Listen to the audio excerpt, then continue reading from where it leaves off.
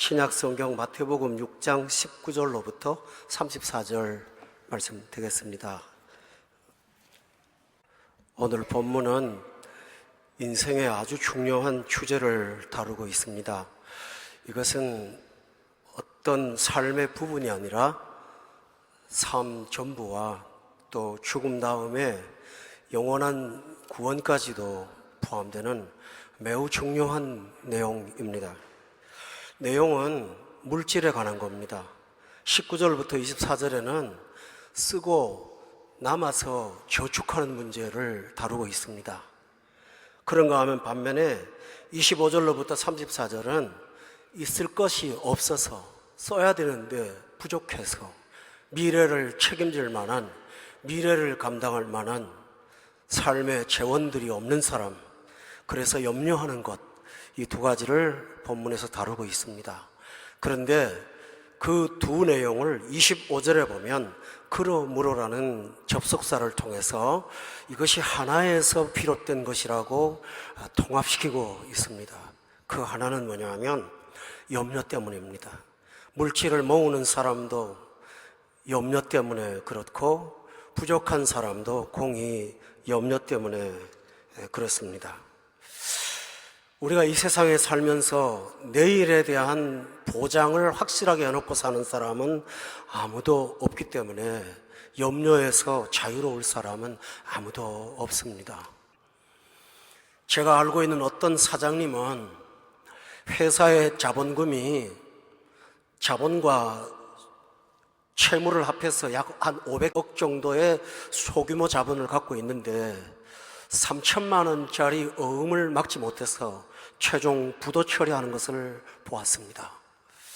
차는 좋은 걸 타고 다녔고 사람들은 인사를 하고 좋은 집에 다녔지만 그는 내일 아침 눈 뜨면 은행에서 어음이 부도나는 사실을 눈앞에 다가오면서 잠을 자지 못했던 것입니다. 오늘 이와 같은 인생을 안고 살아가는 사람들이 얼마나 많습니까? 여러분도 불현듯이 이 염려가 엄습해 오면서 우리 영혼을 어두움 구림자 속에 몰아넣을 때가 어디 한두 번 아닐 것입니다. 그러므로 오늘 본문은 인간의 생존 문제와 관련된 매우 중요한 내용을 다루고 있습니다. 여러분 가운데 나는 저축한 게 좀 있어 라고 생각하는 분 있을지 몰라요. 그러나 기억하십시오. 내일 일은 아무도 알지 못합니다. 하나만 더 첨언하자면 저는 병원에서 장애인 목회를 12년 했습니다. 건강하고 부자인 분이 오셨습니다. 의료보험이 적용 안 되는 아주 고가의 주사를 하루에 몇 대 맞는 분이 계셨는데 1년 지나고 2년 지나니까 감당이 안 돼요. 그러므로 성도 여러분, 오늘 이 말씀에 여러분의 귀를 꼭 기울이시기를 부탁드립니다. 두 번째로는 오늘 본문은 믿음의 질과의 문제를 다루고 있습니다. 여러분, 오늘 본문은 불신자한테 말하는 게 아닙니다. 예수 믿는 사람한테 주신 진리입니다. 본문 24절에 보십시오. 거기 보면 하나님을 어떤 면에서는 사랑하는 사람, 본문 24절에 보면 하나님을 섬기는 사람. 여러분, 제가 물어봅니다.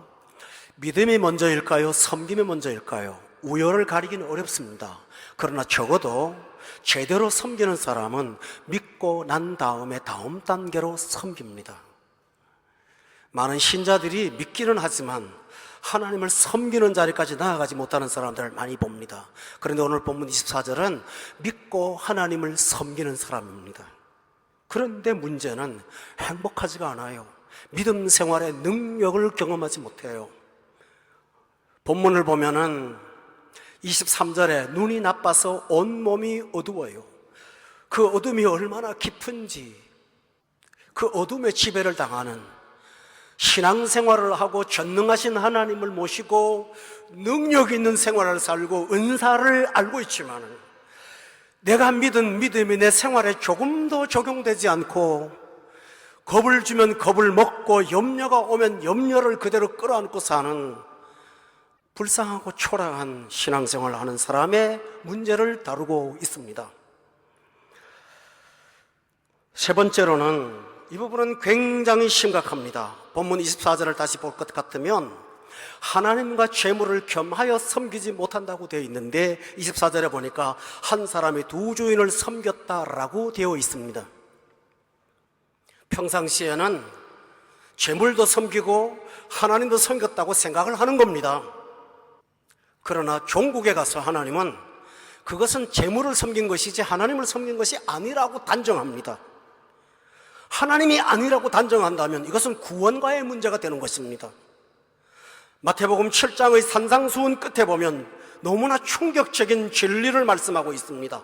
어떤 사람이 왔습니다. 22절에 보니까 그날에 많은 사람이 나더러 이르되 주여 주여 우리가 주의 이름으로 선지자 노릇하고 주의 이름으로 귀신 쫓아내고 주의 이름으로 많은 권능을 행하였다고 말할 때 23절에 예수님 말합니다. 그때에 내가 그들에게 밝히 말합니다. 내가 너희를 도무지 알지 못해. 나 너 몰라. 네가 언제 나의 자녀였어? 하나님께서 그 존재를 부정한다면 그것은 구원과 관계되는 너무나 중요한 문제입니다. 성도 여러분, 우리는 예수를 믿어서 천국 갑니다. 믿습니까? 그러나 구원의 증거로서 이 삶을 하나님은 여러분에게 찾아보라고 말씀하고 있습니다.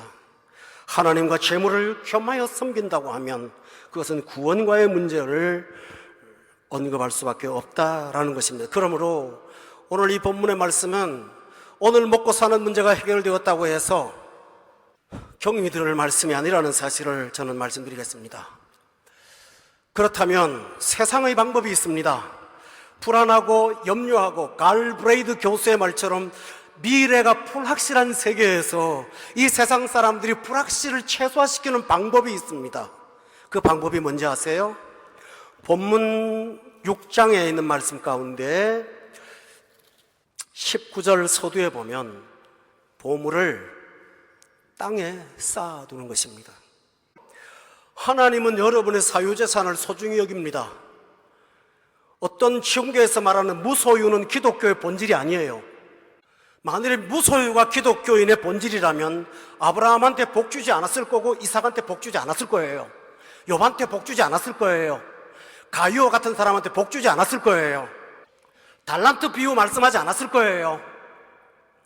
피로를 채운다고 말씀도 안 했을 거예요. 고린도전서에 보면 너는 피로를 준비하라고까지 말씀하지 않았을 거예요. 무소유는 전혀 기독교 사상이 아니에요. 이것은 극단적인 말하면 사탄의 사상이에요. 아무것도 없이 사는 거 하나님이 원치 않아요. 물론 부자가 하나님의 뜻이라고 말하는 건 아니에요. 우리의 필요가 적절히 있는 것을 하나님이 원하세요. 그래서 보물을 하나님께서 인정하세요. 여러분의 가정에 보물이 있는 것에 대하여 죄책감을 가질 필요는 없어요. 또 하나 있습니다. 미래를 위해서 쌓는 것 하나님이 인정하세요. 통장을 가지고 있는 것은 기독교인이 아니라고요? 그런 극단적인 극우적인 생각은 신앙적인 사상이 아니에요. 여러분 통장 가질 수 있어요. 적립할 수 있어요. 한 달 조금씩 받는 월급이지만 그 중에서 미래를 위해서 조금씩 떼어서 준비를 한다면 그것은 건강한 삶이지 불건강한 삶이 절대로 아니에요. 하나님은 쌓아두는 것 부정하지 않으세요. 오늘 본문의 문제는 쌓는 장소, 그 저장 장소의 문제를 다루는 것이지 쌓는 자체를 말씀하지 않았어요. 쌓으세요. 그러나 문제가 무엇입니까? 땅에 쌓는 거예요. 이 세상 사람들의 방식이에요. 땅이라고 하는 것은 이 지역에 있는 흙을 말하는 건 아니에요. 지상에다가 쌓는 것을 총칭해서 땅에 쌓는 것이라고 19절에 말씀했어요. 여러분은 땅에 쌓는 것이 도덕적으로 문제가 있다고 말하지 않았어요?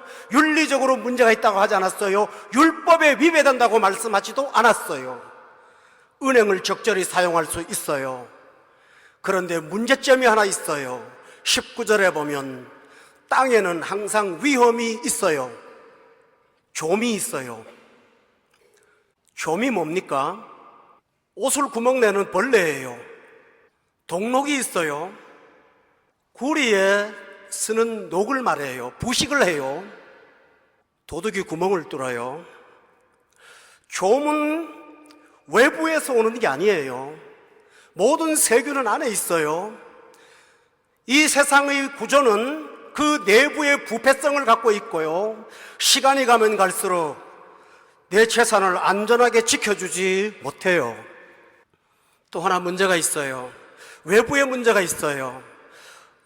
오늘날 자산평가의 시대예요. 미국에서 일어나는 금융위기는 내가 갖고 있는 통장의 잔고를 늘렸다 줄였다 해요. 여러분 한 달에 월급을 달러로 받으실 거예요. 달러의 환율이 급등했다가 급락했다가 그러지 않습니까? 앉아서 사라졌다가 앉아서 남았다가 라고 합니다. 그러나 또 하나 있습니다. 해마다 인플레이션이 돼요. 저는 경제를 공부했거든요. 인플레이션만큼 자본은 있는 그대로 그 값을 유지하지 않아요. 자산 가치가 떨어지고 있어요. 그런데 적립을 해놓으면 이자나 이율이 그것을 담보하지 못해요. 더 중요한 사실이 하나 있어요. 땅에 쌓아두는 것은 안전하지 않다는 문제뿐만 아니에요. 또 하나 문제가 있어요. 21절에 보면요, 내 보물이 있는 그곳에 마음이 있다고 했어요. 땅에다가 보물을 쌓아 놓았으니 그 사람 마음은 하늘에 없어요. 어디 있나요? 마음에 있어요.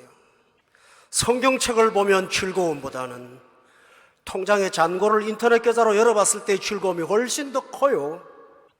성경책에서 주시는 경고보다는 뉴스의 금융위기가 더 두려워요. 그는 마음을 하늘에 두지 않아요. 땅에 빼앗겼어요. 마음이 그렇다 보니까 22절에 발전을 해요. 보는 안목이 변해버려요. 하늘에 있는 신비한 것이나 기쁨이나 성령 충만한 것이나 진리를 보는 관점보다는 땅에 있는 보물을 지키는 것에 눈의 관점이 자꾸 가기 때문에 본문 22절을 보니까 눈이 문제가 돼요. 눈이 23절에 보니까 나빠져요. 눈이 나빠진다는 것은 뭡니까? 봐야 될 것은 보지 못하고 보지 못할 것만 보게 돼요. 여러분 예를 들어 볼까요? 인간은 다 누구나 죽어요. 그러나 땅에 쌓는 사람은 뻔한 죽음, 너무나 분명한 진리를 의식하지 못해요.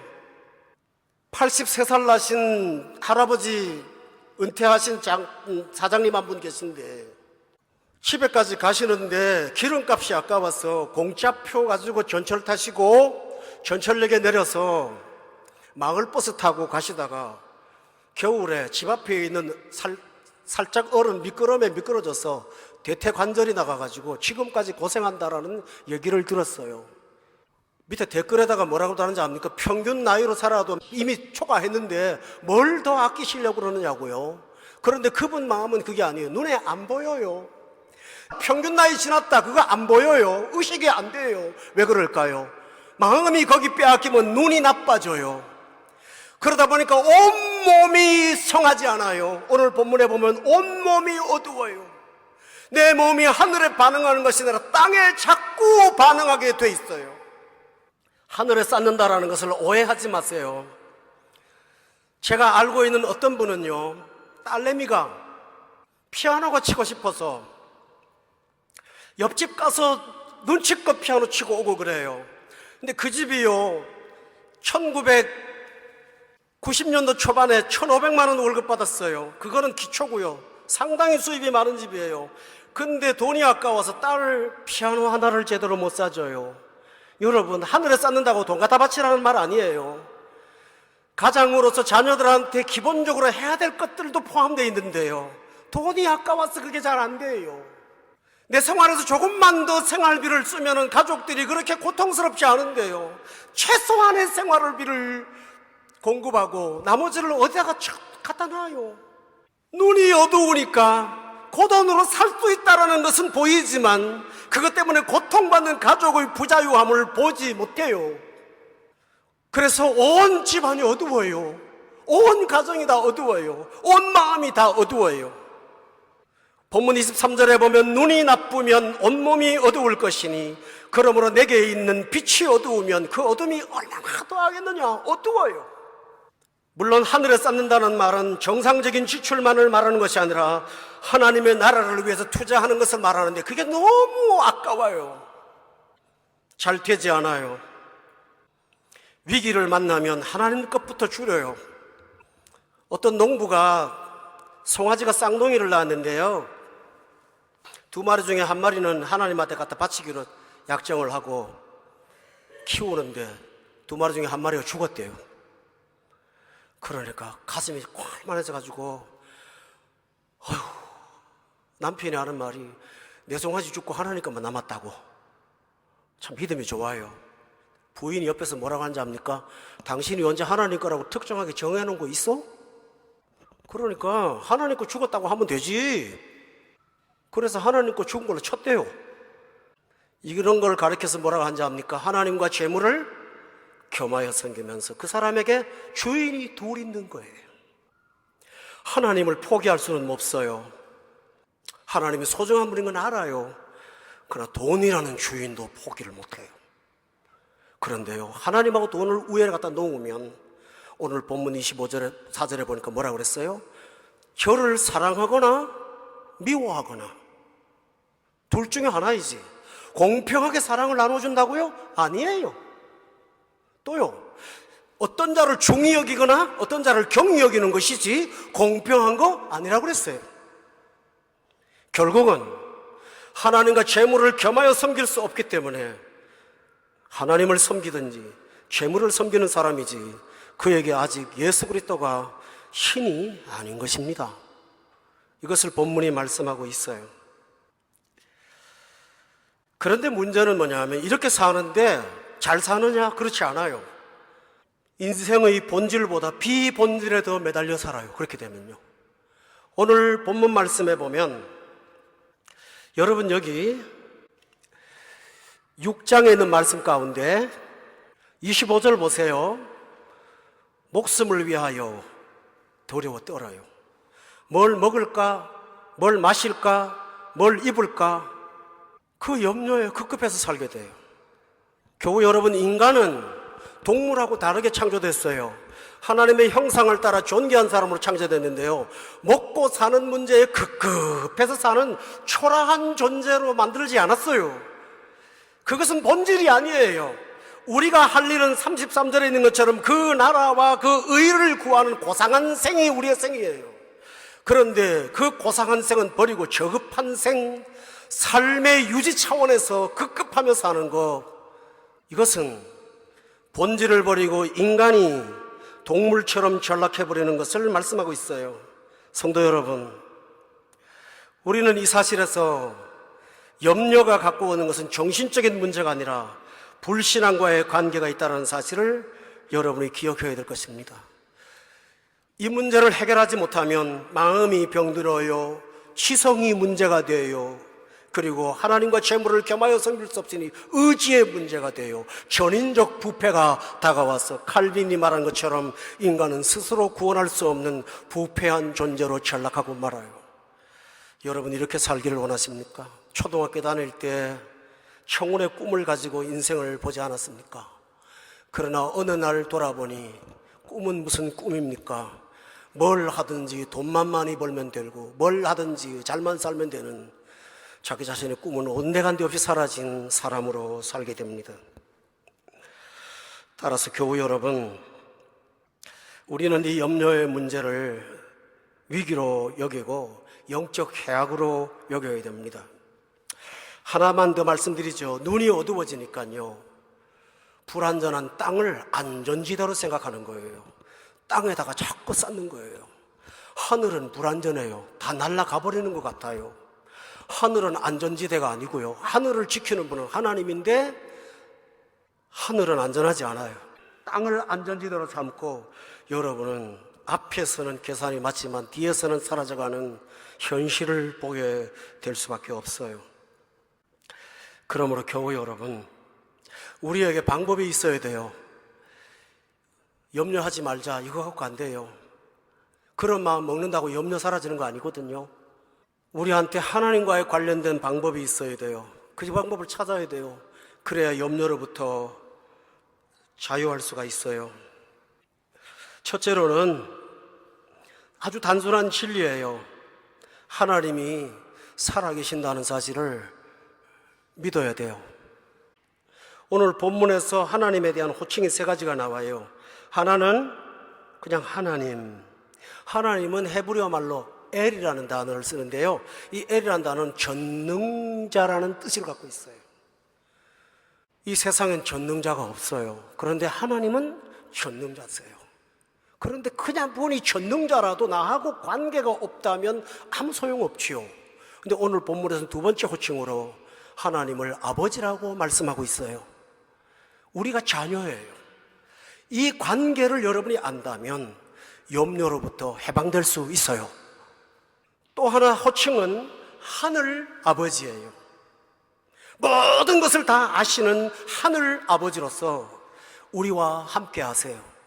이 사실을 여러분이 든든히 붙잡고 날마다 걸어간다면 현실의 눈앞에 아무리 위기가 있어도 그걸 헤치고 나갈 수가 있음을 꼭 기억할 수 있기를 예수 이름으로 축원합니다. 두 번째로는 내 자신이 아주 귀한 존재라는 사실을 늘 기억하셔야 됩니다. 본문 26절에 보세요. 다 같이 한번 읽어봅시다. 26절 시작.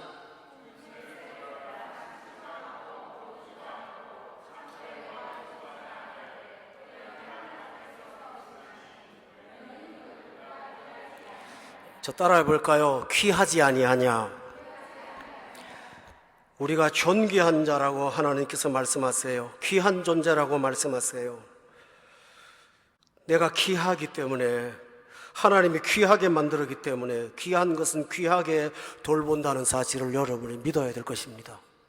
그 믿음으로 어려움을 잘 견디고 이겨내시기를 바랍니다.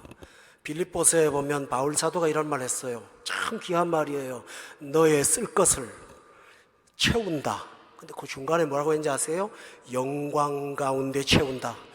비굴하고 처참하고 자존감이 무너뜨리면서 살도록 하지 않겠다고 하나님께서 말씀하셨어요. 영광 가운데 채우신다. 할렐루야. 보세요. 가족에게 베풀어야 될 것도 아끼면서 한 것은 영광 가운데 채우는 게 아니에요. 하나님 앞에 드릴 것들도 제대로 하지 못하면서 하는 것을 영광 가운데 채운다고 할까요? 아무리 고상한 인품이라도 초라하게 보여요. 우리가 6장 1절로부터 18절에 보면요, 기독교적 위선을 언급하고 있어요. 구제하거나 기도하거나 하나님 앞에 금식할 때 사람한테 보이려고 위선을 행하는 거예요. 기독교에 들어온 초보 교인일수록 그 위선을 굉장히 민감하게 반응해요. 먼저 믿은 사람들이 형편없다. 먼저 믿은 사람한테 볼 게 없다. 그렇게 살면 뭐하냐? 비웃어요. 그러나 하나님은 너 자신을 보라. 너는 물질 문제로 너는 정직하냐? 라고 묻습니다. 이것을 묻는 거예요.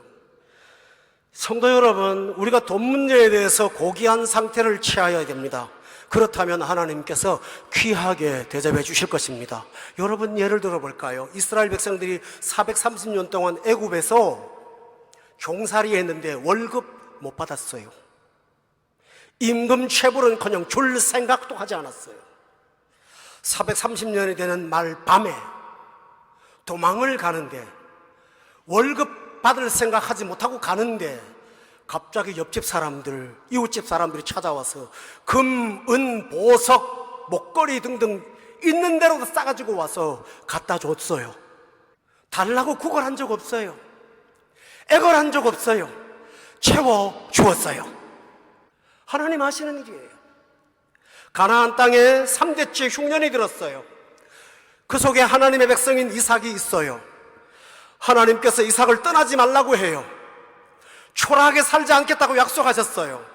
그리고 창세기 25장에 보면 그 해에 100배를 주셔서 그를 충족하게 하셨다고 분명히 성경이 말씀하고 있어요.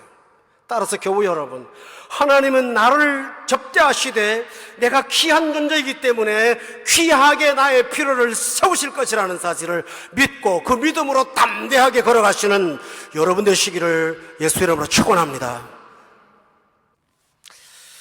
지난날 아픈 얘기를 좀 해서 미안합니다만, 저는 우리 어머님이 생활을 지키는 가장이셨어요. 지금 시절은 어떤지는 잘 모르겠지만 지금부터 45년 전, 50년 전에 여성이 가질 수 있는 직업이 있어요. 누가 써주기를 해요. 인건비가 제대로 나와요. 우리 7남매인데요. 7남매를 데리고 우리 어머님이 정말 먹고 살 길이 없어서 자식들을 데리고 눈물로 사셨어요. 저는 그 가난의 아픔을 잘 알죠. 그런데 신기한 게 있어요. 하나님이 어디 집에 가서 구걸하지 않도록 하셨어요. 초라하지 않게 하시더라고요. 저는 잊을 수 없는 한 날이 있어요. 집에 먹을 것이 다 떨어져서 아무것도 없고 대책도 없고 대안도 없는데 봄에 아직도 눈이 녹지 않은 3월 달에 들판에 어머님하고 하염없이 나갔어요. 눈앞에 갑자기 파란 들녘이 보여요. 가서 보니까 값비싼 약초들이, 자연인 약초들이 거기에 그 철에 날지가 않는데 나 있어요. 그래서 어머니가 약초를 아시니까 그걸 뜯었어요. 장에 가서 내다 팔았더니 한 반년치 생활비가 될 수 있었어요. 그 다음에도 신기한 일이 벌어졌어요. 그 언덕 동산이 하는 다른 동산에 가보니 또 우리 가족이 필요한 생활비가 그 들판에 널려 있었는데요. 그 소식을 알고 동네 사람들이 바구니를 들고 뛰어갔어요. 그런데 아무것도 거기 없더래요. 저는 그 어린 시절 저를 목사 만들려고 하시는 하나님의 그 체험을 제가 알아요. 그때 하나님께서 채우시는 것뿐만 아니라 영광 가운데 채우신다는 사실을 저는 경험했어요. 사랑하는 교우 여러분, 오늘 제가 이 자리에서 이 말씀을 전할 때 하나님께서도 여러분에게 동일한 은혜를 주실 줄로 믿습니다. 성경에 보면 아브라함의 부인이었던 하갈이 집에서 쫓겨나는데요. 아브라함이 보낼 때 줄 것이 없어요. 그래서 가죽 부대 하나에 물 한 통 줘서 불쌍한 이스마엘하고 그 여인을 들판으로 내보냅니다. 가다가 물이 떨어져요. 너무 마음 아파서 하나님 앞에 울어요. 자식이 저 앞에 있는데 자식이 죽는 것을 못 보겠어요. 그래서 한치를 떨어져서 하갈이 하나님 앞에 애원을 해요. 그런데 하나님께서 기도 중에 하갈의 눈을 열어줍니다. 그 앞에 보니까 깊은 우물이 있어요. 그래서 모자가 살도 있도록 했었어요. 그뿐 아니에요. 하나님이 약속하세요. 네가 언약의 백성은 아니지만 내가 이스마엘을 통해서 12방백을 만들어 이 땅에 번성하게 할 것이라고 약속하여 주셨어요. 그 외로운 광야에서 물 한 가죽 부대찌었던 외로운 두 사람에게 하나님은 생을 보장하셨다는 사실을 믿으십니까? 교우 여러분, 이 하나님이 나의 아버지가 되심을 믿기를 예수 이름으로 축원합니다. 그러므로 우리가 귀한 존재라는 사실을 꼭 기억하고 산다면 염려로부터 자유로울 수 있습니다. 또 세 번째로는 우리의 필요를 하나님이 나보다 더 잘 알고 계신다는 사실을 기억하시길 바랍니다. 본문 32절에 보면 참 위로되는 말이 하나 있습니다. 32절 다 같이 한번 읽어볼까요? 시작. 구하는 것이라 너희 하늘 아버지께서 이 모든 것이 너희에게 있어야 할 줄을 아시느니라 라고 되어 있습니다. 하나님께서 우리의 필요를 우리보다 먼저 헤아리고 있다는 사실을 여러분 기억하세요. 앞에 캄캄해서 아무것도 보이지 않는 앞을 걸어가지만 하나님은 나를 위해서 준비하신 거, 내가 필요한 것들이 만약에 그것이 먹고 사는 단순한 문제라면 단순하게, 여러분의 삶에 꼭 필요한 것이 크다면 크게 하나님께서는 앞길을 열어주셔서 필요한 것을 채워주실 것입니다. 때로는 이런 게 있어요. 지금 그렇게 돈이 필요하지 않아요. 그런데 갑자기 집에 들어와요. 용문도 모르게 받아놔요. 그런데 한 주간 지난 다음에 그 돈이 꼭 필요한 어떤 일이 터져요. 하나님께서 염려하지 않게 하려고 미리 주청해놨다가 그날을 주세요. 저는 여기서 그 목회 현장에서 얼마나 많이 경험하는지 몰라요. 경험을 다 말할 수는 없어요. 제 은밀한 생활들을 이야기하고 싶진 않아요. 그러나 여러분, 저는 이 강단에 있을 때 그 기적의 경험을 갖고 지금 쓰고 있어요. 하나님께서는 우리의 필요를 나보다 먼저 헤아린다는 사실을 믿고 계산을 해주시는 하나님을 신뢰하며 살기를 예수 이름으로 축원합니다. 그럼에도 불구하고 염려가 엄습해 올 때 우리가 갖고 있는 생각의 기능을 사용하라고 하나님께서 말씀하셨습니다. 본문 26절과 28절에 보세요. 26절에 보면 공중의 새를 봐라 라고 하셨습니다. 또 하나 보세요. 28절에 보면 들의 백합화가 어떻게 자라는 것 생각해 보라 라고 말씀하셨습니다. 여러분, 새를 보는 데는 생각을 할 시간이 없습니다. 자꾸 날아가는데 무슨 생각을 합니까?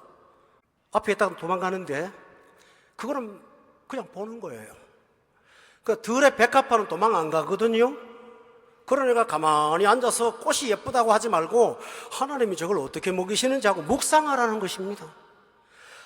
급하면 날아가는 새 보고 시간 되면 들의 백합화를 보고 묵상하세요.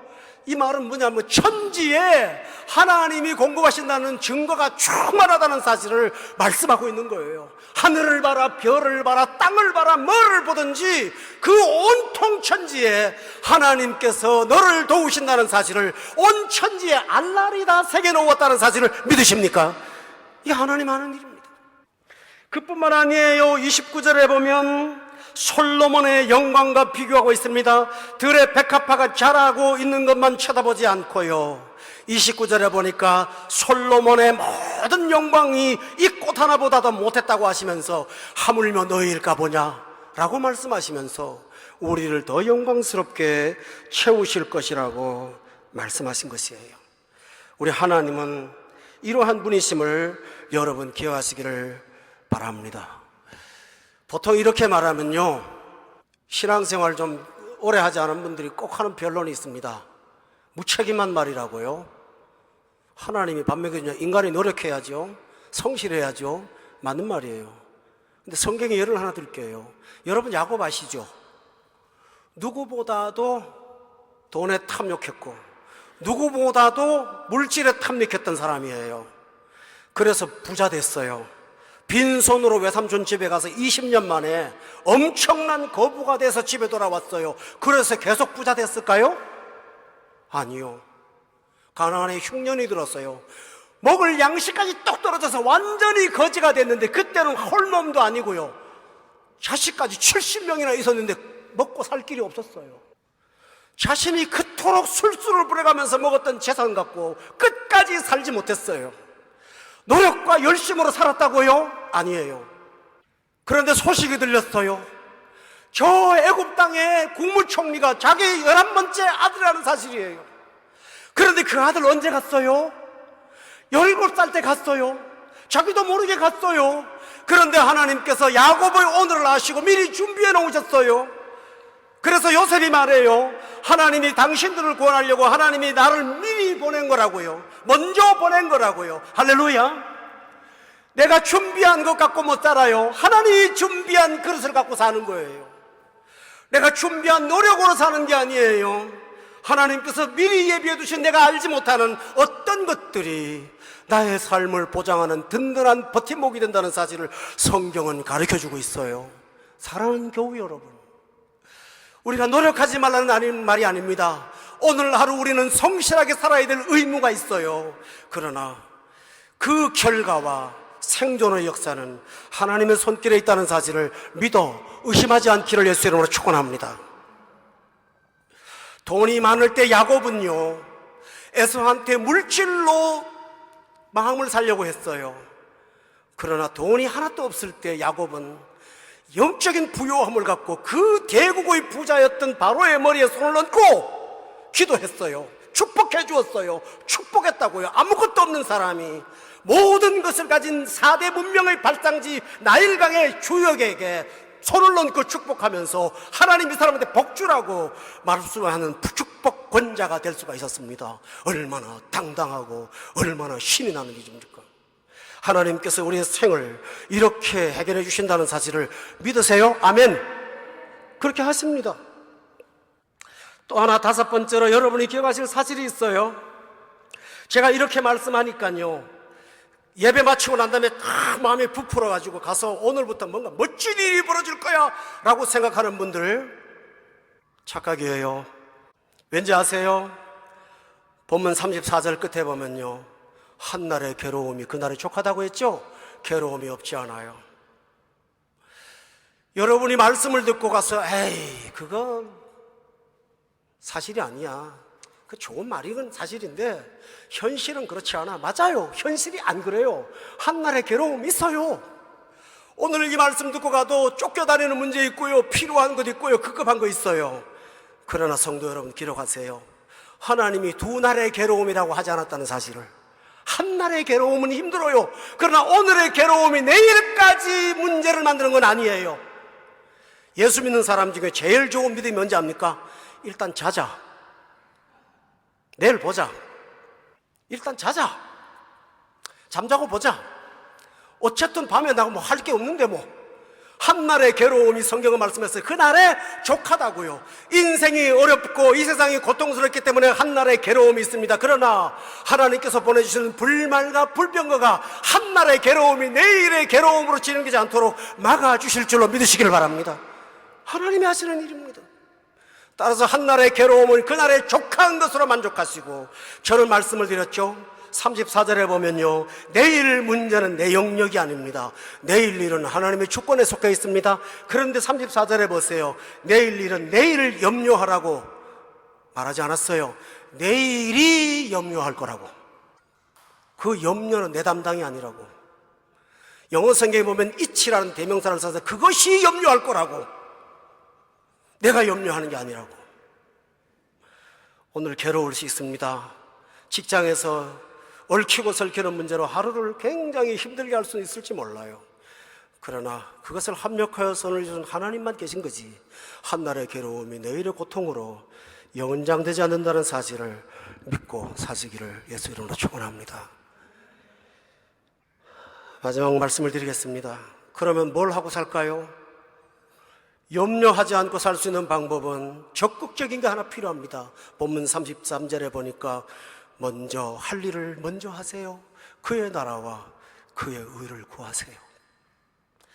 그의 나라가 뭘까요? 하나님의 나라는 성령과 희락과 화평이에요.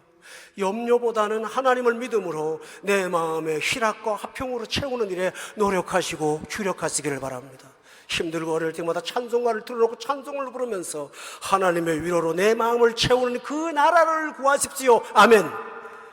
그리하면 하나님께서 의롭게 하실 것이고, 한날의 괴로움을 전주시시고 내일 일을 내일이 염려하게 하실 것이며, 내 생을 합력하여 선으로 이끌어 가실 줄로 믿습니다. 교우 여러분, 이 믿음의 역사를 가지고 하나님의 영광을 체험하며 사는 저와 여러분 되시기를 예수 이름으로 축원합니다.